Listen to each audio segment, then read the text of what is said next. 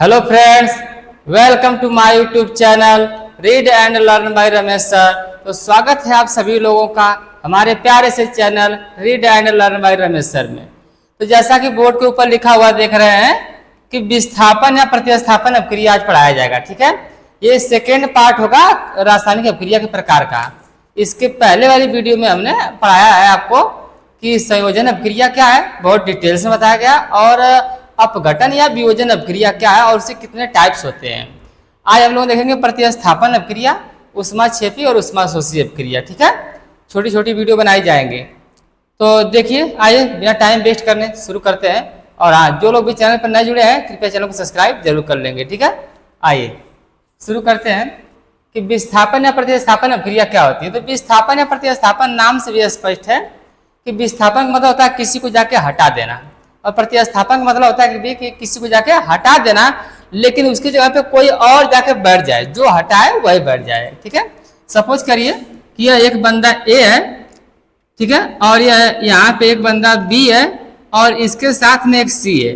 B C के साथ बहुत खुश है, ठीक है, ये दोनों मजे में है, एकदम खुश है। लेकिन ए क्या है कि ताकतवर है, ए ताकतवर है किससे? बी से। ए ताकतवर है बी से, और ये बी क्या है, थोड़ी ए से कमजोर है। अब ये कमजोर और ताकतवर हम किस आधार पे कह रहे हैं अभी हम आपको बताएंगे। बस मान के चलिए कि ये बी थोड़ा कमजोर है और ए कैसा है, ताकतवर है। अब बी इस सी के साथ खुश था, लेकिन ए ताकतवर तो इससे देखा नहीं जाएगा, रहा नहीं जाएगा। अब ये ए क्या करेगा, जाके बी से कर देगा युद्ध। और जब इससे लड़ाई कर देगा तो इस बी को क्या करेगा कि यहाँ से हटा के और इस सी के साथ खुद अपने बैठ जाएगा, और बी को यहाँ से क्या कर देगा, बाहर। देखिए, बी को यहाँ से बाहर कर दिया और सी के साथ खुद लग गया अपने। तो इसे बोलते हैं कि प्रतिस्थापन करना या विस्थापन करना। ठीक है, तो ये किसी को हटा के उसका स्थान स्वयं ले लेना क्या है, प्रतिस्थापन या विस्थापन है। और यही सब क्रिया का आंसर भी होगा। ठीक है, कि विस्थापन या प्रतिस्थापन का। तो मैं इसे मिटा के इस सब क्रिया को लिखता हूं। तो आइए देखते हैं, ये रही आपकी अपक्रिया। तो ये रहा आपका परिभाषा विस्थापन या प्रतिस्थापन अपक्रिया की। ठीक है ना, ये डिफिनेशन है, देखिए कितना आसान डिफिनेशन है, जो मैंने अभी आपको समझाया था सेम उसी पे आधारित है एकदम। ठीक है, कि वह रासायनिक अपक्रिया जिसमें अधिक क्रियाशील तत्व है। जो ताकतवर होगा उससे हम क्या बोलेंगे कि अधिक क्रियाशील तत्व है।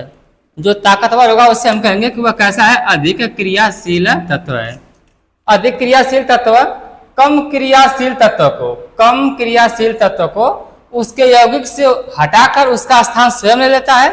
तो इसे आप कहेंगे प्रतिस्थापन या विस्थापन अपक्रिया कह सकते हैं। अभी अभी हमने जो आपको समझाया था। लेकिन ये जो मजबूती है, जो ताकतवर है और कमजोर तत्व है, इनको पहचानेंगे कैसे हैं? तो इसके लिए कुछ कुछ तत्वों की सक्रियता श्रेणी दी गई है। ठीक है ना, उससे आपको लर्न करना होगा या उसे याद रखना होगा। जैसे कि मैं आपको बताऊं कि यहाँ पे मैं कुछ लिख रहा हूँ, ध्यान से देखिएगा। पोटेशियम, सोडियम, कैल्शियम दिखाई दे रहा होगा, छोटा है काफी। Potassium, sodium, calcium, magnesium, aluminium और लोहा नहीं, इसके बाद जिंक होता है।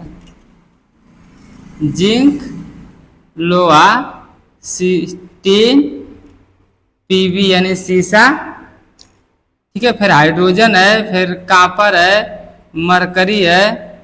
फिर इसके बाद इधर नीचे से दिखाई ना दे रहा होगा आपको, तो इधर लिख रहा हूँ साइड में। इसके बाद आपका चांदी जाता है, फिर सोना जाता है, फिर प्लेटिनम हो जाता है। ये सब चीज़ें हैं। ठीक है, ज़्यादा जरूरत नहीं है नीचे की, बस इतना आपको याद रहे, इधर से सही रहेगा यहाँ तक। अब देखिए, ये जो है अगर हम ऊपर से ऐसे नीचे की दिशा में तीर करें तो ये सक्रियता का बढ़ता क्रम है। कौन सा क्रम है? सॉरी, सक्रियता का घटता क्रम है। तीर ऊपर नहीं नीचे। देखिए, अगर हम इसको तीर को ऐसे करें, ऐसे ऊपर की दिशा में कर दें तो इसका क्या मतलब है, और नीचे दिशा में कर दें तो इसका क्या मतलब? दोनों का अलग अलग मतलब है। जितना आप नीचे आ रहे हैं तो सक्रियता का घटता क्रम है, और जितना आप ऊपर बढ़ेंगे सक्रियता का बढ़ता क्रम है। तो मैं यहाँ पे एक ऐसे हेडिंग टाइप में लिख दे रहा हूं कि सक्रियता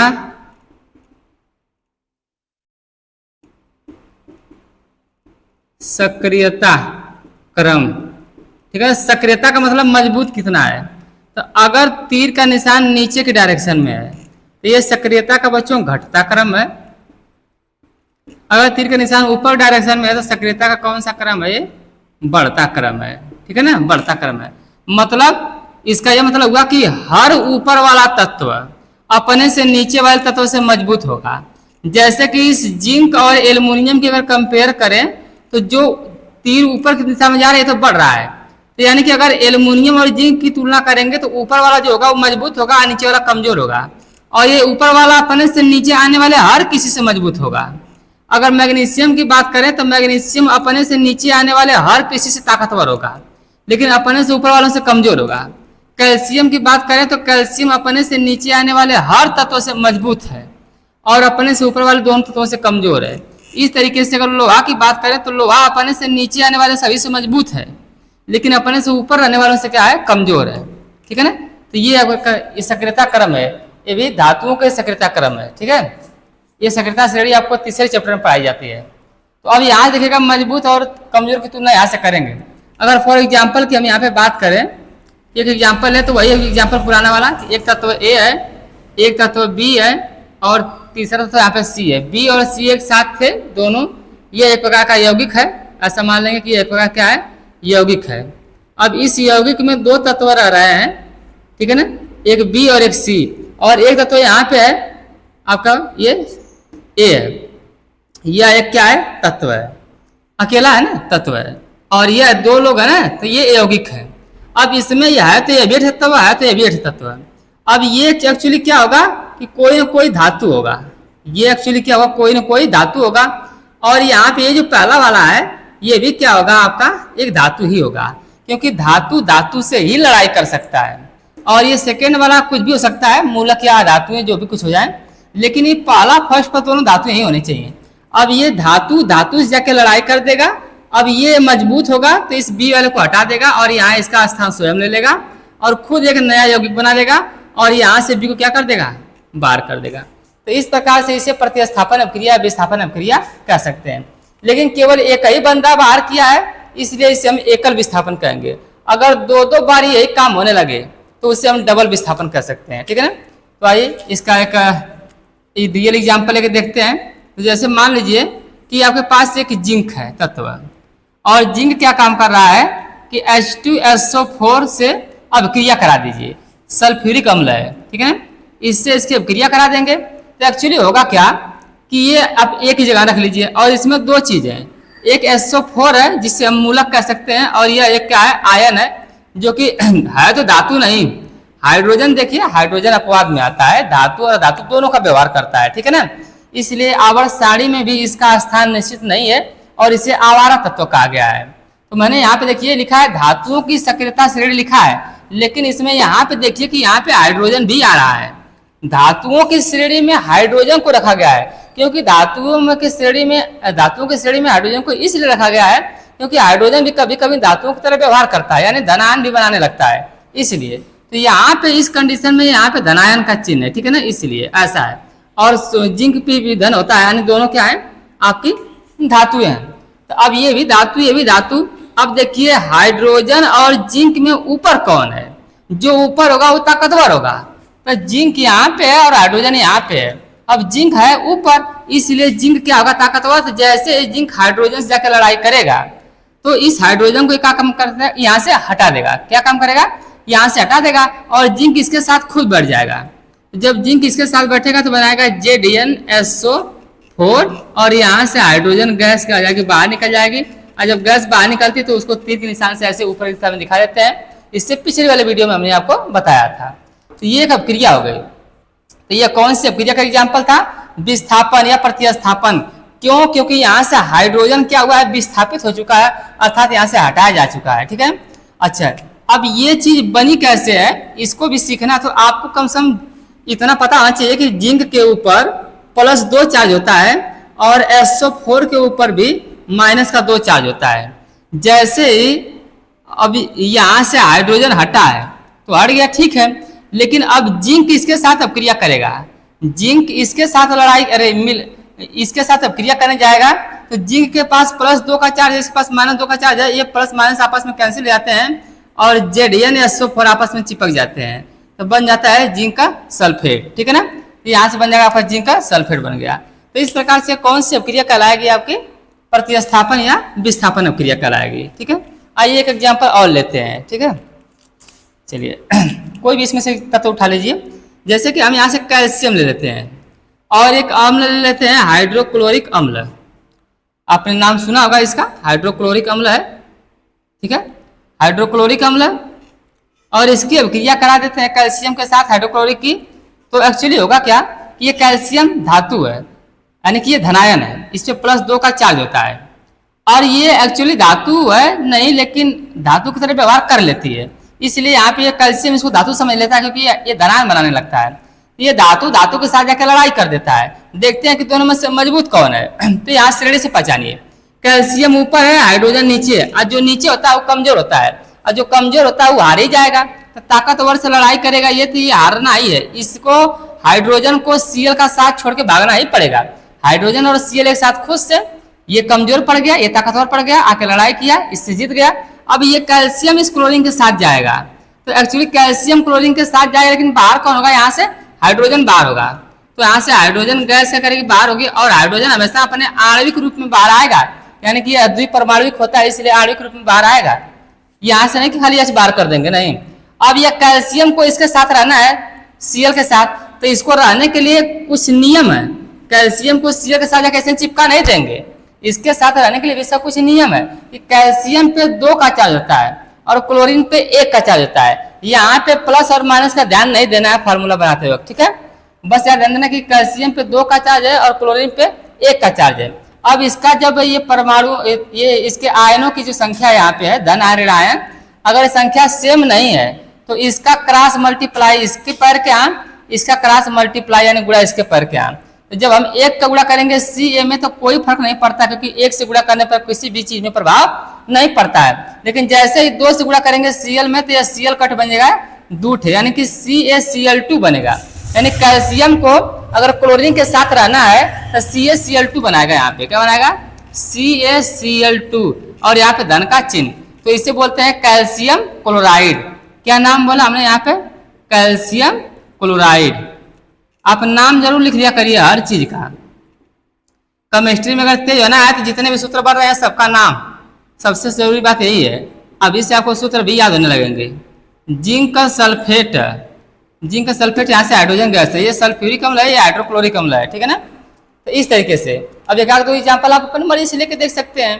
ठीक है ना, और जरूरी नहीं कि हमेशा ये अभिक्रिया हो, कुछ ऐसे भी हो सकते हैं कि अभिक्रिया नहीं भी हो सकती है। जैसे कि अगर बात करें कि अगर हम यहाँ पे कॉपर सल्फेट ले लें, CuSO4 ले लें, कॉपर सल्फेट की अभिक्रिया अगर हम करा दें किससे, चलो एक अभिक्रिया और करा लेते हैं, सोडियम से करा दिया जाए, सोडियम के साथ करा दीजिए। बार बार सर हाइड्रोजन ही ले रहे थे, मजा नहीं आ रहा था, कुछ और ले लीजिए। चलिए हमने ले लिया कॉपर सल्फेट ले लिया, और इसकी अभिक्रिया सोडियम से करा रहे हैं। तो सोडियम से कराएंगे तो क्या होगा, एक्चुअली सोडियम भी धातु है, धनायन बनाती है, और सोडियम के ऊपर 1 धन का चार्ज होता है, कॉपर के ऊपर फिलहाल 2 और 3 दोनों, 2 और 1 दोनों होते हैं। ठीक है ना, तो यहाँ पे फिलहाल 2 चार्ज है, CuSO4 यानी इसके पर -2 होता है, इसके +2 होता है, तभी ये अभिक्रिया की है। यहाँ पे 2 है, इसकी संयोजकता या कहिए कि इसके ऊपर धन आयन है 2, तो ये भी धन आयन है, ये भी धन आयन है, ये भी धातु है, ये भी धातु है। अब धातु धातु से ही लड़ाई करेगा। ठीक है, इसको लड़वा दीजिए, इन दोनों से लड़ा दिए, फाइट कर रहे हैं दोनों आपस में। अब देखते हैं कि दोनों में से मजबूत कौन है। तो हम मजबूत की पहचान यहाँ से करेंगे कि कौन ऊपर भैया, तो कॉपर तो सर रहा यहाँ पे, और सोडियम रहा इतना ऊपर, मतलब सोडियम बहुत ताकतवर है। तो सोडियम क्या करेगा, इसको हटाएगा, जब हटाएगा तो इसको कर देगा बाहर। तो हम पहले लगा के प्लस का साइन लगा के इसको बाहर कर दे रहे हैं कॉपर को। ठीक है ना, कॉपर एकल परमाणु होता है, इसीलिए केवल कॉपर ही बाहर होगा। हाइड्रोजन एक्चुअली द्विपरमाणुक होते थे, इसीलिए 2 के रूप में बाहर हुआ था। ठीक है, ये भी बात ध्यान रखिएगा। अब इस सोडियम को रहना किसके साथ, सल्फेट के साथ, तो किसी के साथ रहने का कुछ रूल्स होता है, इसको पसंद आएगा तभी आप रह पाएंगे। तो सोडियम का 1 चार्ज होता है और सल्फेट का -2 चार्ज होता है, यानी यहाँ पे 1 है, यहाँ पे 2 है, दोनों गिनतियां सेम तो है नहीं, सेम होता तो हम कैंसिल कर देते हैं। जब सेम नहीं है तो इसका क्रॉस मल्टीप्लाई इसके पैर के यहाँ, इसका क्रॉस मल्टीप्लाई इसके पैर के यहाँ। एक्चुअली जब हम 2 से गुणा करेंगे Na में तो हो जाएगा Na2, लेकिन एक से गुणा करेंगे SO4 में तो कोई फर्क नहीं पड़ता है। Na2SO4 बनाएगा, यानी इसको सोडियम सल्फेट बोल सकते हैं। Na2SO4 यानी कि ये आपका क्या, सोडियम सल्फेट, सोडियम सल्फेट है। ओके, सोडियम सल्फेट बनाएगा। इस तरीके से हम अभिक्रिया क्या कर सकते हैं, करा सकते हैं। अब यहाँ पे देख लीजिए, थोड़ा जगह है, दिखाई दे रहा होगा आपको। अगर मान लीजिए कॉपर की अभिक्रिया हम करा देते हैं मैग्नीशियम सल्फेट से, कॉपर की अभिक्रिया मैग्नीशियम सल्फेट से, तो कॉपर भी धनायन बनाता है, ठीक है, मैग्नीशियम भी धनायन बनाता है, 2 चार्ज इस पे भी 2 चार्ज इस पे भी। अब यह धन वाला धन से जाकर लड़ाई करेगा धातु वाला धातु से, देखते हैं कि जीतता कौन है। तो कॉपर और मैग्नीशियम में तुलना कीजिए, तो एक्चुअली मैग्नीशियम सल्फेट के साथ खुश है। अब कॉपर इसको हटाने आया है, लेकिन कॉपर हमारी नजर में देखें कि मैग्नीशियम ऊपर है और कॉपर नीचे है, तो कॉपर तो खुद ही कमजोर है। अब ये कमजोर बंदा इस ताकतवर बंदे से जीत तो पाएगा नहीं। जब जीत नहीं पाएगा तो यहाँ पे कोई रिएक्शन ही नहीं हो पाएगा, यानी लिखेंगे नो रिएक्शन, ठीक है ना, नो रिएक्शन, यानी यहाँ पे कोई अभिक्रिया नहीं हो सकती है, अर्थात कॉपर इस मैग्नीशियम को यहाँ से हटा नहीं पाएगा या विस्थापित नहीं कर पाएगा। क्लियर, ये रही आपका प्रतिस्थापन अभिक्रिया, ठीक है ना। काफी लंबा चला गया है, लेकिन आपको अच्छे समझ में आ गया होगा। और हाँ, इसमें एक बात का ध्यान देना है कि केवल एक ही बार प्रतिस्थापन हो रहा है, केवल एक बार, जहां भी देखिए बस एक बार प्रतिस्थापन हो रहा है। तो इस अभिक्रिया को आप एक और नाम से जान सकते हैं कि एकल विस्थापन अभिक्रिया। यहाँ पे देखिए मैंने लिख दिया बगल में कि एकल विस्थापन अभिक्रिया, इस नाम से भी इसको हम जान सकते हैं, यह एकल विस्थापन अभिक्रिया है। अब इसका आप स्क्रीनशॉट ले लीजिए और हम इसके बाद बताते हैं आपको डबल डिस्प्लेसमेंट या द्विविस्थापन अभिक्रिया क्या होता है, ठीक है ना। स्क्रीनशॉट ले लीजिए। तो ये देखिए हमने लिख दिया अगली अभिक्रिया द्विविस्थापन अभिक्रिया। यहाँ पे देख सकते हैं लिखा है द्विविस्थापन अभिक्रिया यानी डबल डिस्प्लेसमेंट है, ठीक है ना। यानी इसमें 2 बार विस्थापन होगा, यानी 2 बार कोई किसी को हटा करके उसका स्थान ग्रहण करेगा। अगर एक बार कोई किसी को हटा कर उसका स्थान ग्रहण कर रहा है तो वह एकल में आ जाएगा, और अगर 2 बार यही प्रक्रिया होने लगे तो वह डबल में आ जाएगा, ठीक है। हालांकि दोनों विस्थापन या प्रतिस्थापन ही होते हैं, पर एकल होता है, डबल होता है, ठीक है। तो यहाँ पे देखते हैं डबल विस्थापन में कि क्या होता है। आइए तो देखते हैं। हाँ, पहले यहाँ का अभिक्रिया देखिए, वह अभिक्रिया जिसमें अभिकारकों के यौगिकों के, अभिकारकों के यौगिकों के आयनों और मूलकों, अब यहाँ पे बहुत सारे शब्द नए नए आए हैं, आयनों और मूलकों के परस्पर विनिमय, विनिमय शब्द तो आपसे परिचित होगा, विनिमय द्वारा नए उत्पाद बनते हैं, तो इसे विस्थापन या द्विविस्थापन अभिक्रिया कहते हैं। आदान प्रदान मतलब होता है कि लेन देन होता है, ठीक है ना, क्या होता है, लेन देन होता है, ठीक है। तो इसका एग्जाम्पल समझते हैं, इसको ऐसे समझ में नहीं आएगा। तो वह अभिक्रिया जिसमें अभिकारकों के यौगिक, अभिकारकों के यौगिक देखना है ना, तो यहाँ पे देख लेते हैं। चलिए आइए कि मैग्नीशियम क्लोराइड MgCl2 का सूत्र होता है, और मान लीजिए इसकी अभिक्रिया हम करा दे रहे हैं जिंक सल्फेट से, जिंक सल्फेट से करा दे रहे हैं। MgCl2 यानी मैग्नीशियम क्लोराइड की अभिक्रिया जिंक सल्फेट से करा दिया जाए। तो पहले यहाँ देखते हैं कि अभिकारकों के यौगिकों। अब आपको पता है कि इस तीर के निशान के इस बाएं वाले हिस्से को क्या बोलते हैं आप, अभिकारक बोलते हैं। इधर वाले हिस्से को आप बोलते हैं अभिकारक। तो अभिकारक में ये सब क्या है, यौगिक हैं। और आयनों और मूलकों, तो पहले आयन और मूलक समझ लेते हैं हल्का सा, सभी लोग जानते भी होंगे, नहीं जानते होंगे तो यहाँ से देख लीजिएगा, ठीक है ना। ये भी लिख दे रहा हूं मैं।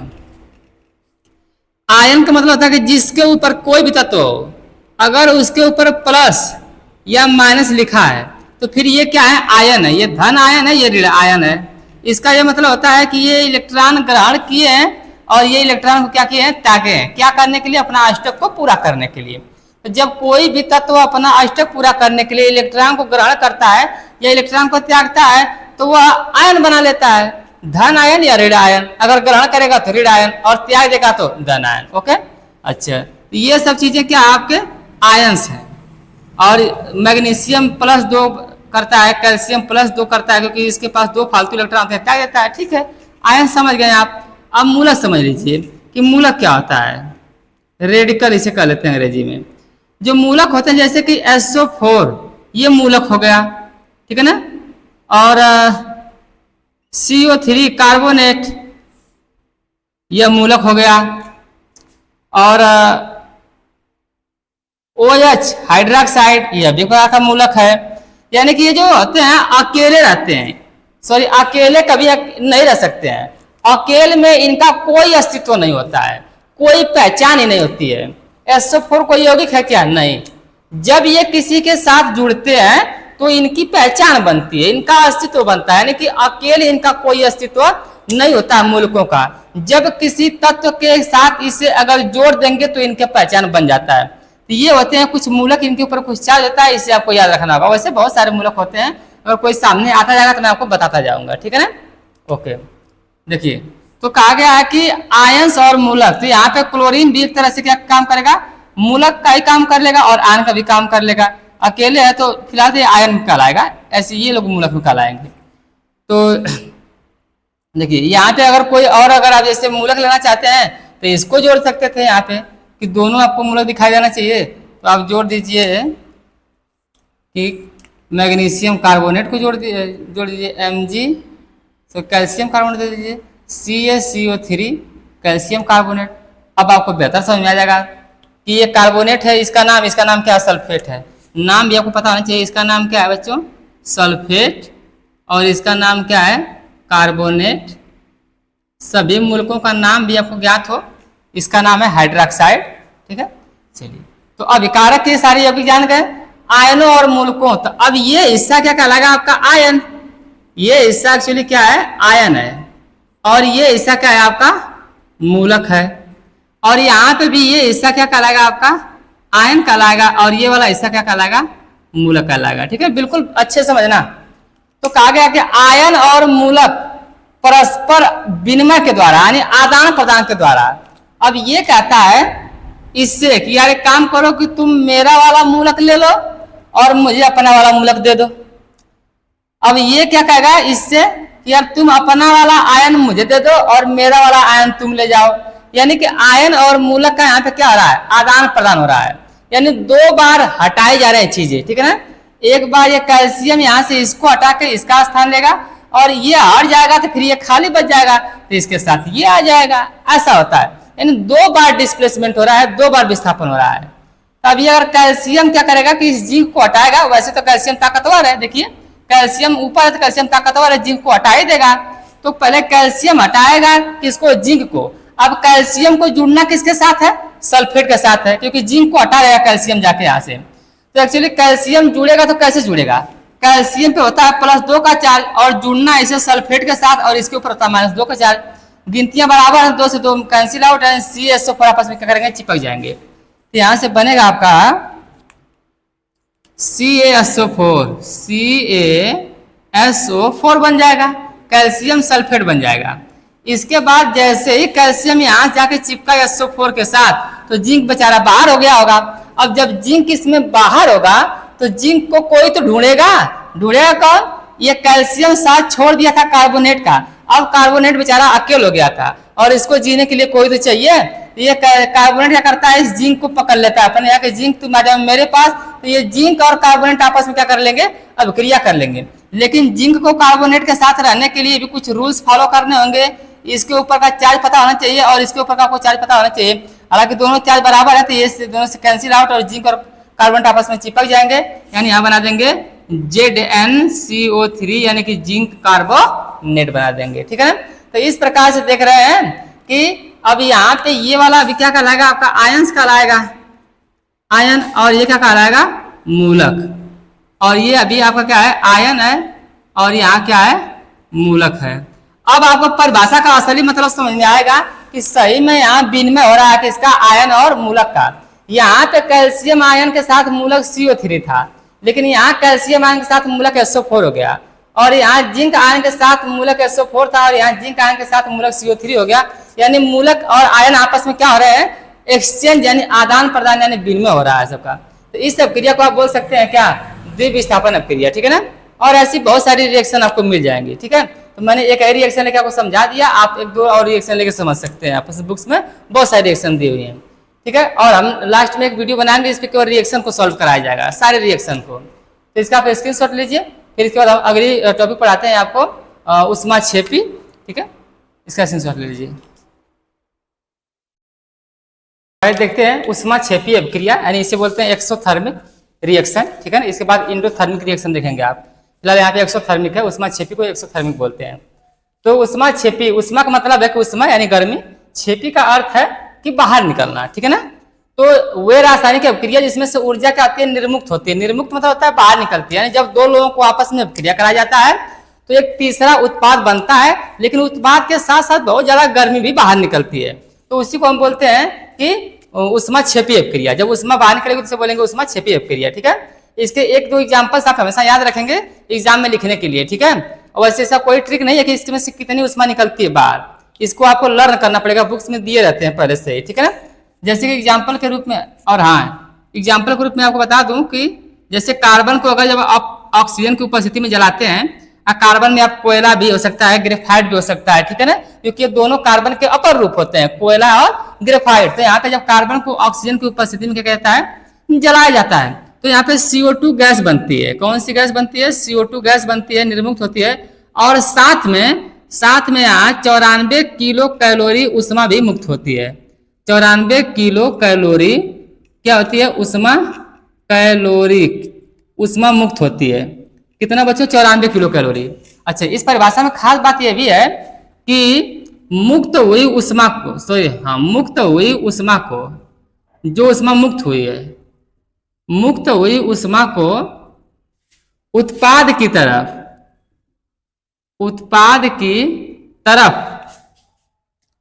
धन का चिन्ह, किसका चिन्ह, धन का चिन्ह लगाकर लिखते हैं, धन का चिन्ह लगाकर लिखते हैं। जैसा कि आपको रिएक्शन में यानी अभिक्रिया में दिखाई दे रहा होगा कि ये अभिकारक है और ये उत्पाद है। तो जितनी भी ऊष्मा मुक्त हुई है 94 किलो कैलोरी, हम उसको उत्पाद की तरफ वो भी प्लस का चिन्ह लगा के तब लिखे हैं, ठीक है। या आप इसको यह भी काम कर सकते हैं कि अगर अभिकारक की तरफ लिखना चाहते हैं, ठीक है ना, या अभिकारक की तरफ, ऐसा कर सकते हैं आप, चाहे तो मर्जी तो कर सकते हैं। अभिकारक की तरफ आप जो है ऋण का चिन्ह लगा के लिख सकते हैं, ऋण का चिन्ह लगा कर लिख सकते हैं, ठीक है। आगे सेंटेंस पूरा कर लीजिएगा। ऋण का चिन्ह लगा के लिख सकते हैं, यानी आप चाहते इसको इस साइड कर सकते हैं कि कार्बन की अभिक्रिया जब ऑक्सीजन से कराएंगे आप, जैसे आप गणित में पढ़े होंगे कि गणित में आप पढ़े कि x धन y बराबर आपको ऐसे 94 लिखा है, प्लस का है, तो आप इसको इस पार लेंगे तो क्या हो जाएगा, x माइनस वाई ऐसे 94 हो जाएगा। और क्या हो सकता है, बस बराबर 0।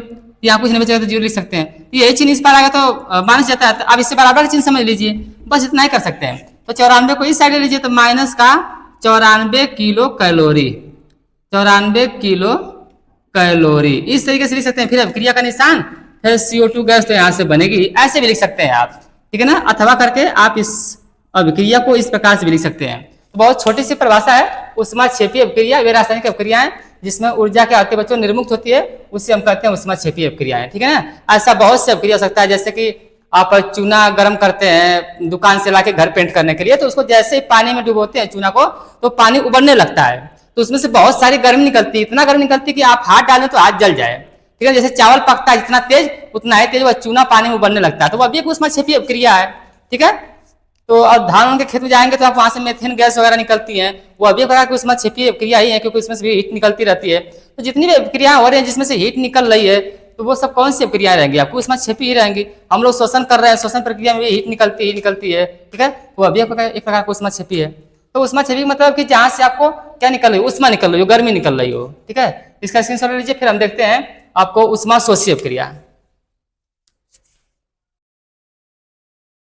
तो आइए देखते हैं ऊष्माशोषी अभिक्रिया, ठीक है ना। ऊष्माशोषी, अगली बार था ऊष्माक्षेपी था इससे पहले, तो ऊष्माक्षेपी में बाहर निकल रही थी। यहाँ ऊष्मा का मतलब है गर्मी और शोषी मतलब सोखना या ऊष्मा को सोखना, ठीक है ना। तो यहाँ पे ऊष्मा को सोखा जाता है, तो बाहर से जो वातावरण से बाहर से जो ऊष्मा होती है उसको सोख लिया जाता है, ऐसा होता है, ठीक है। तो इसका में लिखा है कि वह रासायनिक अभिक्रिया जिसमें ऊष्मा का अवशोषण होता है, सिंपल सी बात है, उससे हम ऊष्माशोषी कहते हैं। एग्जाम्पल में समझ लीजिएगा कि जब आप नाइट्रोजन को अभिक्रिया कराते हैं या गर्म करते हैं कहिए ऑक्सीजन की उपस्थिति में, ठीक है, तो ये दोनों आपस में अभिक्रिया कर लेंगे, तो नाइट्रिक ऑक्साइड बनाते हैं, NO बनाते हैं, और साथ में इसमें बाहर से उष्मा ले जाती है, कितनी 45 किलो कैलोरी उष्मा लगती है, ठीक है ना, 45 किलो कैलोरी क्या लगती है, उष्मा लगती है।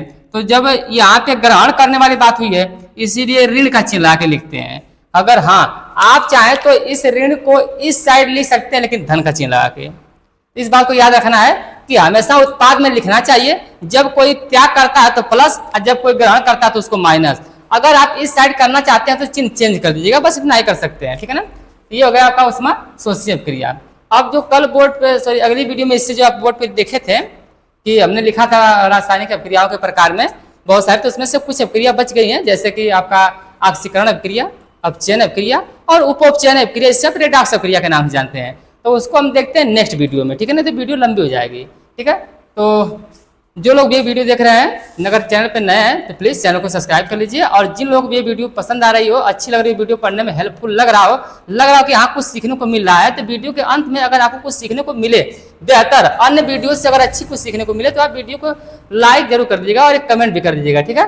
थैंक यू, तो मिलते हैं नेक्स्ट वीडियो में।